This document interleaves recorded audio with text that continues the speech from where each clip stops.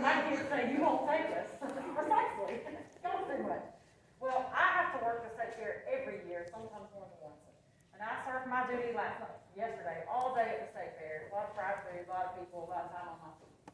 Anyhow, I thought I'd have some downtime and I'd be looking for a children's sermon during my downtime, but I was wrong. So 10:15 last night, I get in the car, turn the car on, put my hands on the steering wheel. I said, all right, God, me and you, we got an hour to get home and get a children's sermon. So I'm hoping a song comes on the radio, you know, it's going to hit me, right? Nothing. Driving through downtown Columbia, lights and cars everywhere. And I get to this red light at the end of the Assembly Street, and I'm sitting there minding my own business, and then BAM!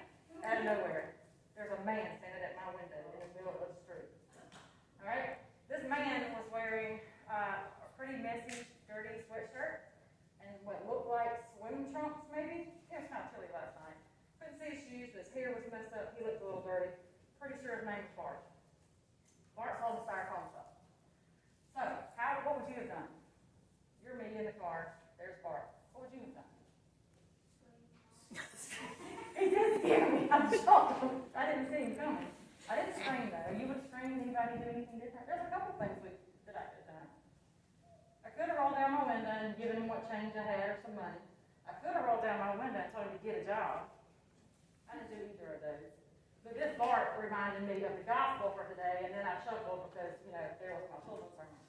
Because God put Bart standing on the street corner. So the story that the preacher just read, the gospel, was about a man named Bartimaeus. And Bartimaeus was sitting on the street corner too, begging.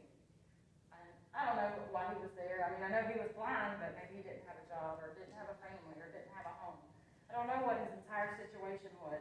But Bartimaeus did something different than our Bart did. Our Bart at the red light put his hope in me, that I would roll down my window and give him some money. But Bartimaeus did something different. Who did he put his hope in? He was hollering. Even the preacher hollered it. He said, Jesus! Jesus! I want to see. And he knew that Jesus could help him. He wasn't asking the people around him like our Bart was asking me for money. He was asking for Jesus. He knew that he had his hope in the right place. And Jesus knew that he had the faith that he needed. And Jesus healed him of his sight. And Bartimaeus goes on about his way. Now, I did not roll down the window and tell this man to get a job. I didn't scream. I didn't give him money because I'm in a not-so-friendly city on a street I didn't know in the middle of the night by myself, so I didn't roll down my window. But I smiled and nodded, and as I went about my way, I asked Jesus to help that man and give him an opportunity to get out of the situation he was in. Because I don't know his situation any more than I knew Bartimaeus', right? So as you are faced with whatever your situation might be, a crazy test, a friend that's being mean, don't know what to get your mama for Christmas, any kind of situation, put your hope in Jesus and not in people. Right? Bow your heads.